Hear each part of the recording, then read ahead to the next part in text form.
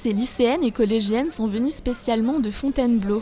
Elles étaient déjà présentes lors de la première grève mondiale pour le climat, le 15 mars dernier. Cette deuxième édition nécessite de la préparation. À quelques heures de la marche, les membres de Youth for Climate Paris s'activent. Écologie libérale, mon sens du capital que j'adore. Si le climat était une banque, il serait déjà sauvé. Moins de banquiers, plus de banquise. On a préparé des slogans, on a préparé des banderoles. On a même préparé des tracts avec les slogans pour pas que les gens se cantonnent aux deux slogans qu'ils connaissent. Donc voilà, on a essayé de préparer ça. Ça fait 1 mois et demi qu'on prépare la date d'aujourd'hui, en espérant que ça va bien se passer, quoi.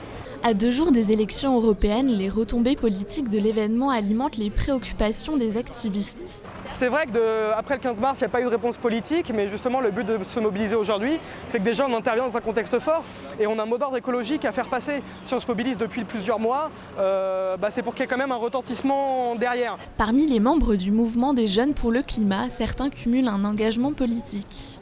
On a à cœur la question sociale qui est totalement indissociable de la question écologique pour les raisons qui sont les suivantes, c'est-à-dire que si on ne remet pas un peu plus de pouvoir d'achat à la population, on ne pourra pas consommer bio et on ne peut pas relancer une transition écologique, donc c'est totalement indispensable. Les jeunes s'élanceront en tête du cortège, départ à 14h de la place de l'Opéra, direction République pour une fin d'après-midi festive avec plusieurs concerts.